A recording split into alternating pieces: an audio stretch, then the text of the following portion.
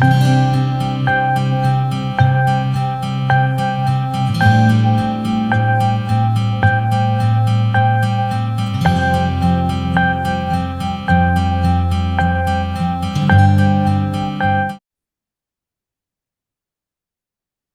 आपका बहुत स्वागत है हमारे पॉडकास्ट एक्सपर्ट एडवाइस में।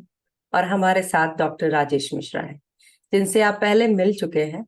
और आपको अब पता है कि नाड़ी परीक्षण क्या होता है। आज डॉक्टर साहब बताने वाले हैं कि नाड़ी परीक्षा के द्वारा हम कैसे रोगों को समझ सकते हैं और उनके निदान के दिशा में आगे बढ़ सकते हैं।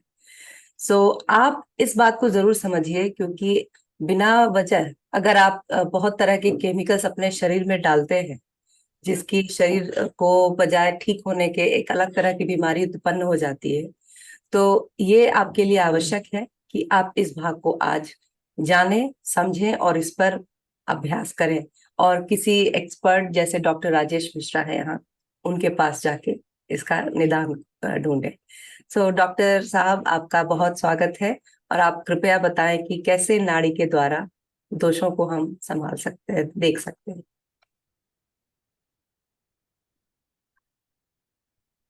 धन्यवाद आपको भी और दर्शकों को भी, सुनने वालों को जी। भी। आयुर्वेद इतना विशाल है कि अगर हम इसको समझें तो भी, और अगर क्रम से समझें तो भी, जानने के लिए भी कम पड़ जाता है और पालन करने के लिए भी कम पड़ जाता है। इतना जी, विशाल है क्योंकि एक संहिता है ये। हमारे बिल्कुल। महर्षि लोग जो थे, जैसे चरक, सुश्रुत और बाघभट्ट, तीन का हम ऐसे नाम लेना चाहेंगे कि चरक ने रोगों और उनके दोषों और उनके स्थान और उनके निराकरण के उपाय बताए। और सुश्रुत, आप विश्वास करेंगे क्योंकि मैं कह रहा हूँ, सुश्रुत उस समय के सर्जिकल डिपार्टमेंट को देखने वाले थे, यानी जी, सर्जरी जी, उस समय भी थी आयुर्वेद में। और सुश्रुत ने उसका अच्छे से वर्णन किया है और उसमें सर्जरी को आयुर्वेद के तरीके से ठीक करने का उपाय उन्होंने किया। इस तरह वाह। से शास्त्र हमारे जो थे उनमें बहुत कुछ जानकारियां ऐसी रही हैं जो हम तक नहीं पहुंच पाई और हम तक नहीं पहुंच पा रही हैं। लेकिन हम प्रयास कर रहे हैं कि हम बिल्कुल। जनमानस में ये संदेश दे सकें कि आयुर्वेद हमारी जीवन पद्धति है, हमारी जी, जीवन शैली है, जी, औषधि ही नहीं है। तो आयुर्वेद में आहार विहार और दिनचर्या ये ज्यादा इम्पोर्टेंट है, औषधि तो पीछे आती है। तो हम आहार विहार दिनचर्या पे जब बात करेंगे आगे आने वाले समय में, तो उसमें ऋतु और काल के हिसाब से, सुबह दोपहर और शाम के हिसाब से हमारी प्रकृति के अनुकूल हमें क्या खाना चाहिए उसका वर्णन करेंगे। जी, जी सर। क्योंकि प्रकृति हमारी, हमने पूर्व में बताया था, वात और पित्त और कफ के बारे में हमने जानकारी दी थी। जी। तो वहां से शुरू करते हैं हम, और फिर जो वात के और पित्त के और कफ के स्थान हैं, दोष हैं, उनके बारे में चर्चा करते हैं। तो दोषों के महत्व और क्रम के अनुसार अगर हम देखें तो कफ जो है वो तीसरे स्थान पे आता है। जी। कफ दोष शरीर के सभी अंगों का पोषण करता है। हम्म। जो और बाकी दोनों दोष, चाहे वात हो चाहे पित्त हो, इनको भी नियमित करता है ये कफ। अच्छा, तो कफ इतना भी बुरा नहीं है। और नहीं, बुरा तो कुछ भी नहीं है, संसार में कुछ भी ऐसा नहीं है जो बुरा हो। जी, बस हमारी दृष्टि और हमें उसको करने का उपाय जो करते हैं ना, उसके ऊपर निर्भर करता है। तो हमारे मानसिक और शारीरिक काम करने की जो क्षमता है ना, उस क्षमता में रोग प्रतिरोधक क्षमता, काम शक्ति और धैर्य, क्षमा और ज्ञान, ये सारे के सारे जो है कफ के गुण हैं। अच्छा। और कफ में मौजूद तमोभाव जो होता है, उसी से वही नींद का मुख्य कारण है। अच्छा, मतलब कफ प्रकृति के लोगों को अच्छी नींद आती है, ऐसा बोल सकते हैं क्या? नहीं, कफ हमारे शरीर में जो दोष है वो कफ का दोष अगर है तो कफ से संबंधित जो बीमारियां हैं वो हमें होती हैं। लेकिन कफ के गुण में एक तमोगुण होता है, वो तमोगुण जो है के कारण ही हमें नींद आती है। अच्छा। समझ रहे हैं ना? जी जी जी।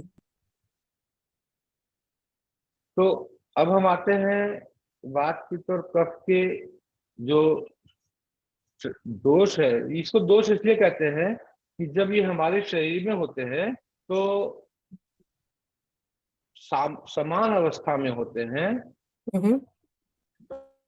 तो ये शरीर स्वस्थ रहता है हमारा। और जब ये विषम अवस्था में होते हैं तो शरीर में दोष आ जाता है। तो हमने पिछली बार जब बात की थी तो इन तीनों के जो दोष स्थान है हम उनकी चर्चा करेंगे। वात के दोष स्थान, पित्त और कफ के दोष स्थान। जी। तो पांच प्रकार के वात के दोष है, जो जिनके स्थान है, पांच तरह के। आप समझ लो कि भेद है इनके, अच्छा, प्रकार। स्थान भेद है इनके। अच्छा। हाँ, प्रकार। जी। तो ये प्राण वायु, समान वायु, उदान वायु, अपान वायु, इस तरह से पांच है ये। प्राण, उदान, समान, अपान, व्यान। अच्छा। तो इनका जो ये प्राण वायु है, इसका स्थान तो आप समझ ही रहे होंगे कि प्राण है, प्राण वायु कहाँ पे उसका स्थान है इसका। आपको समझ में आ रहा होगा कि प्राण वायु जो है यह निरंतर मुख में रहते हैं, प्राण वायु। अच्छा। नहीं सर, जानकारी थोड़ी कम है। अच्छे तरह से ही बता दीजिए ताकि दर्शकों के साथ साथ मेरा भी थोड़ा ज्ञान बढ़ जाए।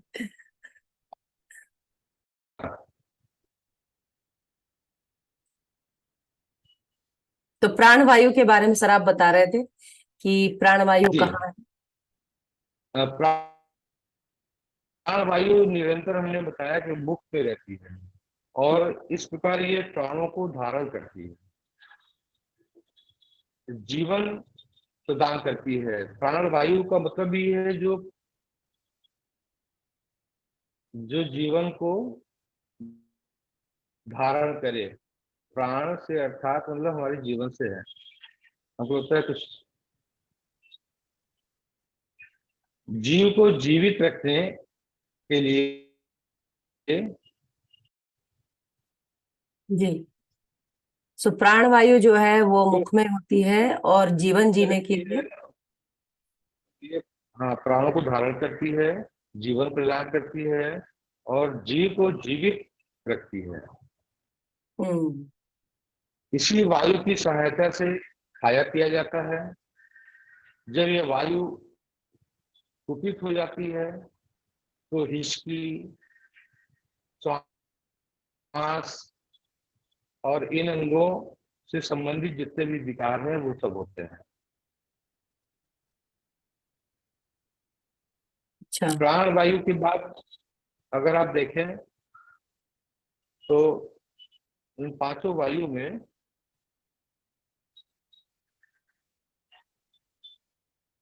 वायु नाम नाम से समान वायु लगती है कि ये समान प्रकार की होगी, लेकिन इसमें ये हमारे अमाशय और पक्वाशय में रहने वाली अग्नि है, मतलब पेट। जिससे पेट और आंत। जठराग्नि कहते हैं। जी। हाँ, जी।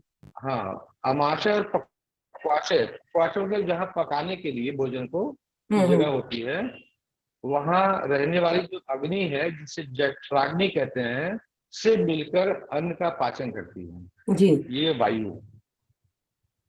और मल मूत्र को पृथक पृथक करती है, यानी कि भोजन के हमारे पाचन के समय पे जो रस बनता है शरीर के लिए आवश्यक, उसको छोड़ के जो मल और मूत्र बनता है उसको भी पृथक करने का काम ये समान वायु करती है। हम्म। जब ये वायु कुपित होती है तो मंदाग्नि, मंद अग्नि जिसको बोलते हैं, मतलब भूख भूख कम का कम लगना। होना, हम्म। अतिसार, यानी कि बार बार बार लूज मल मोशन। जो है वो पतला, लूज मोशन होना, और वायु गोला प्रभुत रोग होते हैं। वायु गोला मतलब तो कहते हैं कि लोग पेट में, पेट फूल गया है, पेट में गैस बन गई है, पेट जो है वो भरा भरा सा हो गया है, अ, इसकी वजह से ही होता है। अब इसका स्थान भी यही है, और इसका जो है दोष जो बताया है वो है। अब हम आते हैं अ, वायु के दोष के तीसरे चरण पे। जी। तीसरे चरण में हम देखते हैं कि उदान वायु है। उदान वायु नाम से ही ऐसे लग रही है कि ये ऊपर की तरफ जाती है, गले में रहती है उदान वायु। अच्छा। अच्छा, प्राणवायु और मुख में, स्थान जो है, उड़ान वायु हाँ, कंठ में। अच्छा, जी जी जी।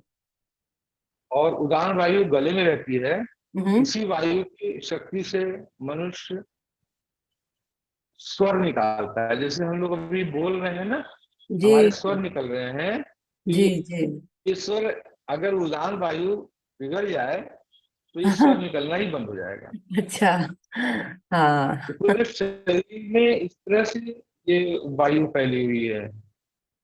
जो व्यक्ति बोलना, गीत गाना और निम्न, मध्यम और उत्तम स्वर में बात करता है, हम्म। वो इसी उदान वायु के वजह से है। मतलब हमारा जो पिच है, हमारा बात करने का जो धीरे तेज जो स्वर है, वो इसी से नियंत्रित होता है। अच्छा। अच्छा। और ये गले में रहता है। अब चौथे नंबर पर अगर हम बात करें अपान वायु, तो अपान वायु हमारे ऊपर के हिस्से में जो बात का जो स्थान है, ये घूमते हुए मूव करता है हमारे शरीर में। अच्छा। और आखिरी जो वायु है, व्यान वायु है, ये समस्त शरीर में वास करती है, ये पूरे शरीर में, अच्छा। ये पूरे शरीर में घूमती है। इससे रस, रक्त तथा अन्य जीवनोपयोगी तत्व सारे शरीर में बहते रहते हैं। हम्म। यानी कि जो हमारे शरीर में पाचन के बाद जो रस शरीर में जाता है, रक्त से होते हुए सारे तत्व को जो जीवन के लिए बहुत आवश्यक हैं, जी। उनको सब जगह पहुंचाता है, वो इसी व्यान वायु के कारण है। समस्त कार्यकलाप हमारे जितने हैं शरीर के, और कार्य करने की चेष्टाएं भी जो हमारी हैं, हम्म। बिना व्यान वायु के संपन्न नहीं हो सकती हैं। सारे जो जब यह जो कुपित वायु होती के है जो, तो सर इनको क्या हाँ, बोलेंगे, वायु के प्रकार ना, ये प्रकार है। हाँ, वायु के प्रकार और स्थान कहाँ संस्थान भी, पे है, हाँ। ये जी। किस स्थान पे इनका है। अपना अपना जब ये अपना अपना वायु रोल है। व्यान वायु, हम्म। अपना अपना, जब यह वायु कुपित होती है तो समस्त शरीर के रोग पैदा करती है, ये अरे बाप। व्यान वायु। तो हाँ। हमारे शरीर में पांचों जो ये वायु है दोष करती है, तो अलग अलग संस्थान में इनके दोष हम नाड़ी से देखते हैं कि वायु का कौन सा दोष है। व्यान वायु दोष में है, अपान वायु दोष में है, समान वायु दोष में है, प्राण वायु दोष में है, तो उदान वायु दोष में है। तो जो भी संस्थान में दोष हमें मिलता है नाड़ी से, वात का, हम उस पर ध्यान देते हैं। अब अद्भुत। आप देखें, अब आप, जी, अद्भुत जानकारी है सर, ये मतलब कि आप सिर्फ एक नाड़ी को पकड़ के आप समझ सकते हैं कि कौन सा वायु का जो स्थान है, कौन से तरह का वायु जो है वो सही नहीं काम कर रहा है और इसके कारण ये दोष उत्पन्न होगा। हाँ, लेकिन अगर आप ध्यान देंगे तो आप देखेंगे कि ये जो वायु के स्थान हैं, इनके स्थान कुपित होने पे और पित्त के जब हम चर्चा कर रहे हैं अभी, तो जी पित्त अच्छा। भी वो वो प्रणालियां शामिल हैं। जैसे अगर पाचक पित्त है तो पेट के लिए, तो उसकी चर्चा हम शुरू करते हैं। तो जी। पित्त के भी 5 भेद हैं और इनके स्थान है। पहला है साधक पित्त। साधक कहने से ही समझ में आ जाता है कि हम किसके बारे में बात कर रहे हैं। साधक पित्त के बारे में अगर हम बात करते हैं तो ये मेधा और धारण शक्ति को बढ़ाता है। हम्म। अब आप समझो कि साधक नाम पड़ा है साधना से। जी। जी। जिस व्यक्ति को साधना करती है, अगर उसका साधक चित्त बलशाली है तो उसकी मेधा बुद्धि, मेधा मतलब बुद्धि, जी। और धारण शक्ति जो होती है भी धारण करता है, वो मेधा और धारण शक्ति को बढ़ाता है। जी। ये मेधा और धारण शक्ति इतना छोटा सा नहीं है, क्योंकि हमारी सारी कार्य प्रणाली जितनी है वो बुद्धि से चलती है। बिल्कुल। बिल्कुल। और किसी भी चीज को अगर हम धारण करते हैं और उसमें असफल होते हैं तो उस कार्य की क्रिया को नहीं कर सकते। हम्म। तो साधक चित्त अगर हमारा दोष में होगा तो हमारी मेधा बुद्धि जो है वो विपरीत दिशा में जाएगी, नेगेटिव पैटर्न्स को पकड़ेगी। क्योंकि कोई भी चीज प्रयास से जब ठीक होती है तो वो सात्विक होती है। प्रयास से जो चीज होती है वो सब नकारात्मक होती है। अच्छा, ये एक जैसे आवश्यक है दर्शकों को समझना। जी जी जी। अगर हम लोग कुछ भी जैसे दवा लेके या कुछ भी लेके ठीक कर लेते हैं और ये समझते हैं कि अब ठीक हो गया, तो एक्चुअली वो ठीक नहीं हुआ। बहुत संभावना है कि वो नकारात्मक दिशा में एग्जैक्टली, आगे बढ़ गया और उसका परिणाम आगे चल के निकलेगा, हाँ दिखेगा हम लोग। जी। ठीक है। तो हमारे शरीर में नकारात्मक चीजें स्वयं हैं अपने आप, उनको हमें सकारात्मक करना पड़ता है। प्रयास। आप जैसे देखिए कि हम्म। अंधेरा है, अंधेरा लाना नहीं पड़ता किसी को, जी। रोशनी लानी पड़ती है। तो रोग कोई लाता नहीं है, स्वास्थ्य को लाना पड़ता है। हम्म। और आयुर्वेद इसमें बहुत बड़ा बीमारियों को कोई लेके नहीं, है। हाँ, बीमारियों को लाता नहीं है कोई, लेकिन बीमारियों को हटाने के लिए स्वास्थ्य को लाना पड़ता है। और उसके लिए प्रयास करना पड़ता है। लिए हर सात्विक चीज के लिए आपको प्रयास की जरूरत पड़ेगी, सकारात्मक चीजों के लिए। और नकारात्मक चीजों के लिए कुछ नहीं करना, वो अपने आप होती है। हम्म। जैसे अगर पानी है नीचे की तरफ, भाग की तरफ जा रहा है, तो उसको कुछ करना नहीं है, बस पानी गिर जाए वो चला जाएगा। जी। लेकिन पानी अगर आपको चढ़ाना हो तो आपको बहुत प्रयास करने पड़ेंगे। तो बिल्कुल। वैसे ही हमारे स्वास्थ्य के संबंध में भी है। तो ये तो साधक चित्त था। अभी एक भ्राजक चित्त दूसरा है, जो हमारे त्वचा में रहता है। त्वचा का गोरापन, त्वचा का कलर जो भी है, ये भ्राजक पित्त की वजह से ही है। अगर ये दूषित हो जाता है तो त्वचा संबंधी जितनी बीमारियां होती हैं वो इसमें आना शुरू हो जाती हैं। तो हम लोग जब देखते हैं कि त्वचा संबंधी कोई रोग है तो हम लोग भ्राजक पित्त को संतुलित करने का उपाय करते हैं। अब तीसरा है रंजक पित्त। रंजक पित्त के बारे में आप ये समझो हम्म। कि ये रंगने का काम करता है। रंजक है ना, रंजक का रंजक, मतलब ही है, हाँ, नाम में ही है रंजक रंजक। पित्त जो है। हाँ, तो रंजक पित्त के ये जैसे आंखों में दोष आ गया पीलिया का, या शरीर में ऐसे दोष जो रंग को से अपने आप को दिखाते आ हैं, रहे हैं जी। उसको हम कहते हैं। हाँ, आलोचक पित्त है इसके बाद। ये आंखों में काम करता है। आंखों के जितने भी रोग होते हैं आलोचक, आपने कभी देखा है ना कि आलोचना शब्द जो है अगर व्यक्ति कुछ बोले ना भी तो आंखों से भी आलोचना हो जाती है। बिल्कुल। जी जी, आंखों में एक्सप्रेशन बहुत आप होता है, बिल्कुल सही। आंखों के देखने के तरीके से ही पता हम्म। चल जाता है कि ये व्यक्ति जो है मेरी आलोचना कर रहा है, मतलब मेरा उसका विरोध दिखता है। जी। तो आलोचक पित्त जो है वो आंखों में होता है। तो आंखों से संबंधित जितने भी रोग होते हैं, अगर आलोचक पित्त दूषित है तो हम लोग नाड़ी से देखते हैं कि हाँ ये दोष आंखों में जा रहा है, तो हम अपने पेशेंट को बताते हैं कि ऑप्टिक नर्व जो आंखों में गई है, वहां पे खून का बहाव सही नहीं मिल रहा है, कॉर्निया में दोष मिल रहा है, हम्म। हल्दी का टेट डेवलप कर रहा है, वो हम नाड़ी से ही देख के बता देते हैं। तो रोगों के स्थान को हम लोग जब देखते हैं तो इससे ये पता चलता है।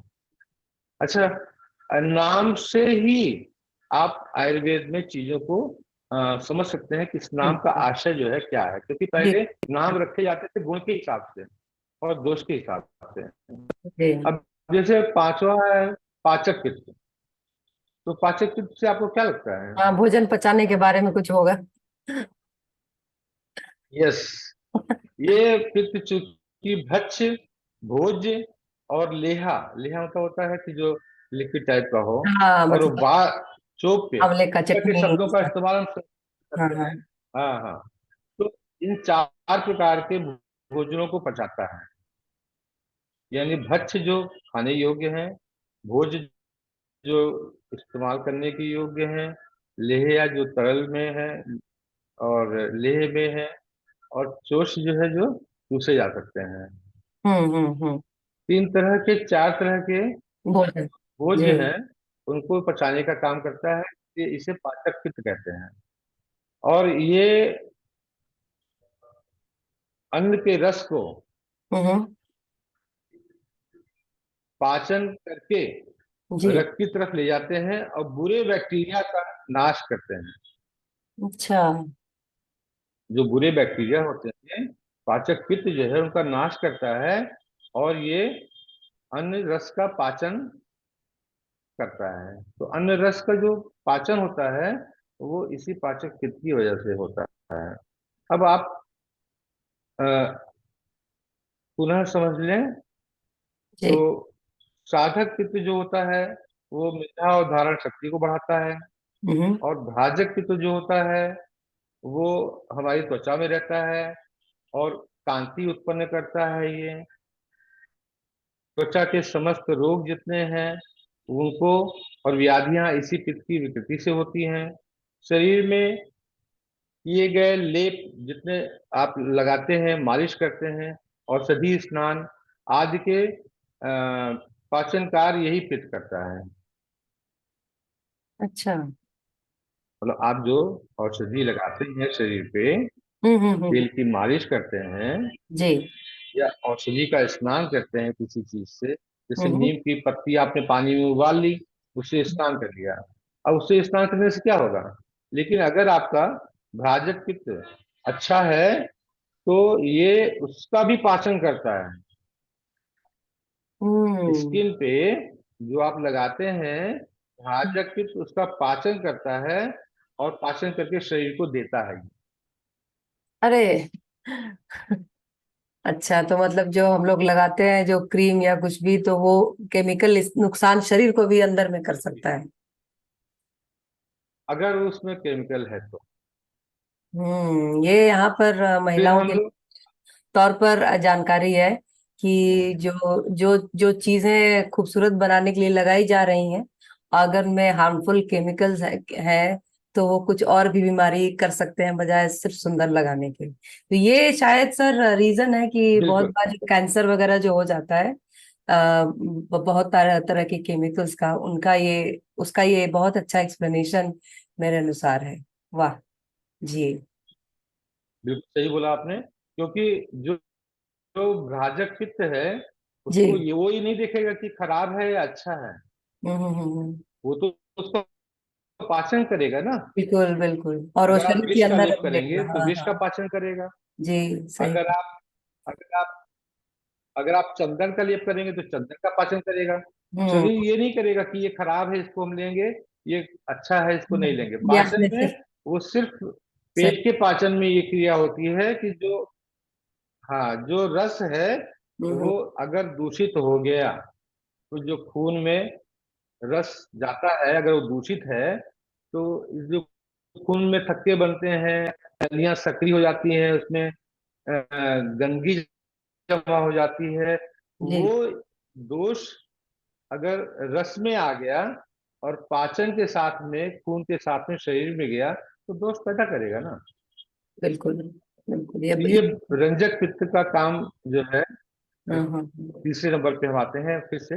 रंजक पित्त का काम रंगने का, हमने आपको बताया था, रंजक जो है मतलब रंगने रंगना। का, जी। स्किन का कलर, रक्त की लाली, त्वचा का रंग, आंखों की पुतलियों का रंग, यहाँ तक हम्म। आंखों की पुतलियां जो होती हैं, किसी की काली होती हैं, किसी की भूरी होती हैं, किसी की नीली होती हैं, अलग अलग तरह के कलर होते हैं पुतलियों के। बिल्कुल। आपने देखा होगा कलर के लेंस लगाए जाते हैं आजकल, हाँ, लोग नहीं? लगाते, जी बिल्कुल लगाते हैं लोग। आंखों की पुतलियों के कलर के लेंस लेंस लगाते हैं, तो ये पुतलियों को भी रंगने का जो काम है, वो भी ये करता है रंजक पित्त। और इसीलिए इसको रंजक पित्त कहते हैं। यहाँ तक कि ये यकृत और प्लीहा में रहकर रक्त का निर्माण करता है। ये सबसे बड़ा काम यही है कि ये प्लीहा में और यकृत में, लीवर और लिवर स्प्लीन में, स्प्लीन, जी। हम्म। ये रक्त का निर्माण करता है। अच्छा अच्छा। अब अगर किसी का हीमोग्लोबिन कम है, हम्म। किसी में रक्त की कमी है, तो सामान्य अवस्था में हम पित्त को, इस रंजक पित्त को स्ट्रॉन्ग करते हैं औषधि से। हम्म। अरे वाह।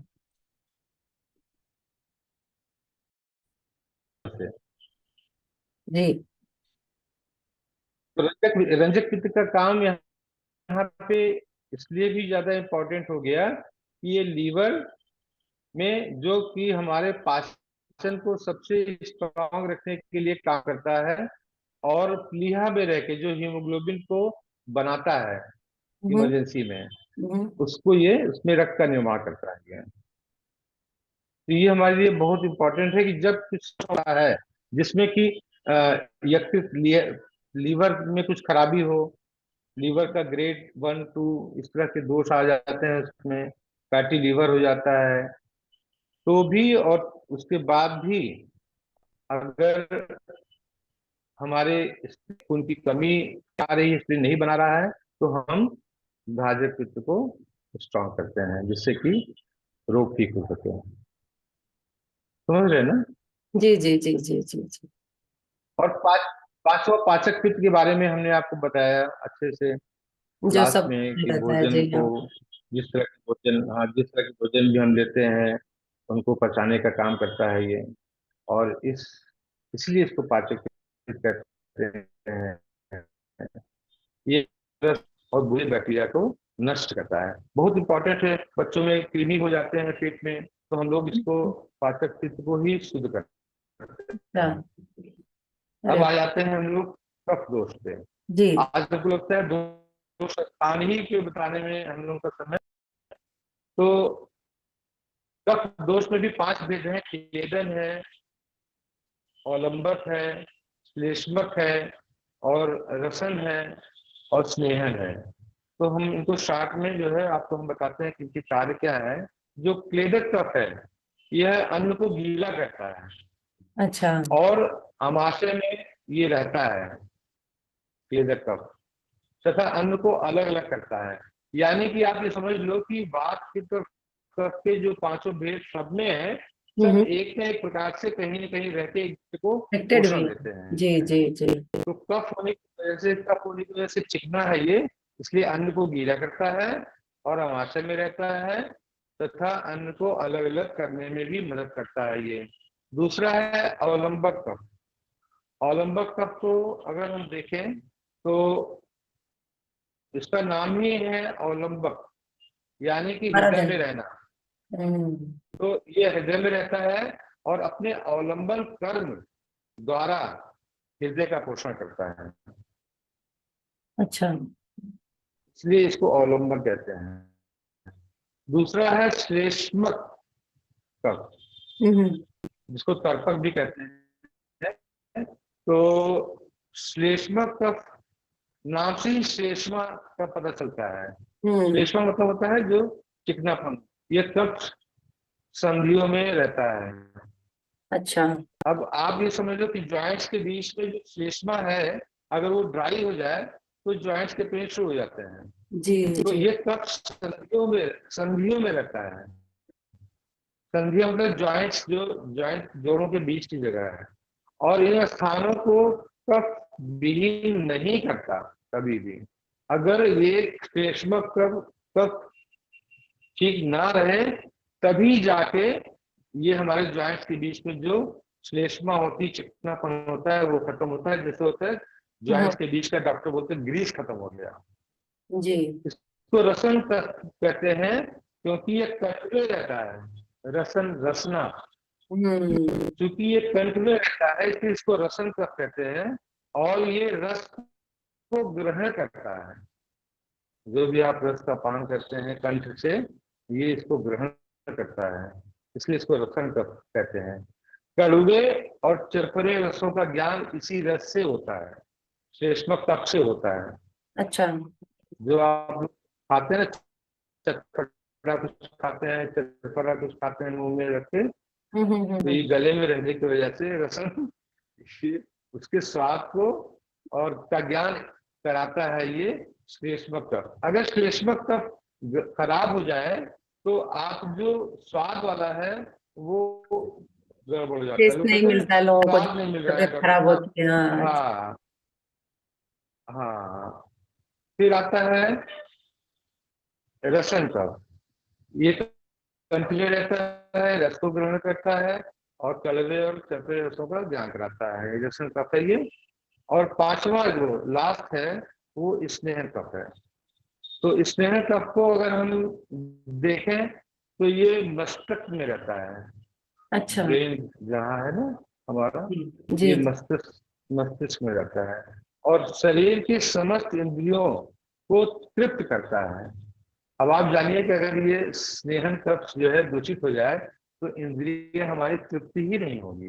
हम्म। जितनी भी भूख है, भोजन की है, और अम, सभी तरह की जो जी जी। तृप्तियां होती हैं हमारे शरीर में, प्यास है, आप पानी पी रहे हैं, अगर हाँ, तो सेहन प्यास कफ मिट सही नहीं नहीं है रही या तो भूख आपका मुंह सूखा मिटती ही रहेगा। नहीं है। जी। प्यास मिटे नहीं, पेट भरा हुआ है। हाँ जी। संभोग है, उसमें भी रस जो है, सेहन का फलक सही नहीं है, तो ये तृप्त नहीं करेगा, अतृप्त ही रखेगा।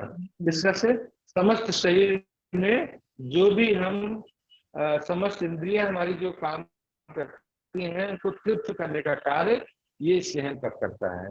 इसी कारण समस्त इंद्रियां अपने कामों में सामर्थ्यवान होती हैं। अगर ये हमारा स्नेहन कफ सही ना हो तो हमारी जो भी इंद्रियां हैं, चाहे वो देखने की हैं, चाहे सुनने की हैं, चाहे सुगंध लेने की हैं, चाहे कुछ भी है, सारी इंद्रियां हमारी वो अपने रूप में काम नहीं कर पाएंगी। तो ये आज के समय में हमने 5 तरह के वात, पित्त और कफ के भेद और उनके स्थान और उनके कार्य बताए हैं। जी। और और हमें लगता है कि हम इसको अगर जारी रखते हैं तो ये पांचों बात जो भेद है, स्थान है, इनके कार्य जो है, इनके दोषों के बारे में हम लोग बात कर सकते हैं भविष्य में आगे बिल्कुल करके, बिल्कुल सर, हम लोग जरूर कि करेंगे। इनसे क्या क्या रोग होते हैं जिनके निराकरण के लिए हम लोग क्या क्या उपाय कर सकते हैं। जी, तो वो बहुत ही डिटेल्ड होगा। तो और मतलब लेकिन वो बहुत ही ज्यादा उसमें जानकारी होगी, जो दर्शक जो है हाँ, सारे बहुत उससे उनको वो लाभान्वित होंगे, क्योंकि इनको जी डिटेल पता चलेगा कि जी। किस किस तरह का पित्त खराब हुआ है, तो किस तरह के दोष दिख रहे हैं, और उस तरह के दोषों के निवारण के लिए हाँ, आप से अच्छा क्या कर हाँ, सकते हैं। तो सर आपका बहुत बहुत एग्जैक्टली। धन्यवाद जो और आज नाड़ी आप। परिषद से ही नाड़ी से ही पता चलता है। जी बिल्कुल बिल्कुल, नाड़ी परीक्षा का महत्व आज बहुत अच्छी तरह से पता चला। और अभी भी मेरे मन में है कि इतना मतलब इतने सारे प्रकार आप सिर्फ नाड़ी परीक्षा से कैसे समझ सकते हैं। आप अंदाजा लगाइए कि ये विशेषज्ञ जो हैं उनके लिए ये कितना बड़ा चैलेंज होगा, और उनको कितने महीने से समझना है इस चीज को कि इस तरह का स्पंदन है तो इसका मतलब कि यहाँ पर ये वाली बीमारी हो सकती है या ये स्थान नहीं काम कर रहा है। ये बहुत ही अद्भुत मतलब जानकारी है। इसको समझ पाना और इसको समझा पाना, मतलब टीचर के रूप में भी इसको समझा पाना बहुत मुश्किल काम है। और लेकिन ये अभ्यास से ही हुआ होगा, मेरा विश्वास है। और ये सर की जानकारी का हम लोग लाभ बिल्कुल। उठाएं और अपने जीवन शैली को, दैनिक दिनचर्या को जितना अच्छा कर सकते हैं उतना करें। एक सफल जीवन के लिए सफल शरीर की बहुत ज्यादा आवश्यकता होती है। Thank you so much sir, आपने ये जो अनमोल जानकारी दी है, इतना अद्भुत जानकारी, तो उससे हमारे सारे दर्शकों को बहुत लाभ हुआ होगा और बहुत जानकारी मिली सबसे पहले तो आप फिर आएंगे और हम लोगों को ये डिटेल में और बताएंगे। तब तक के लिए आज के पॉडकास्ट को यहाँ पर समाप्त करते हैं। धन्यवाद। Thank you so much for tuning. Thank you.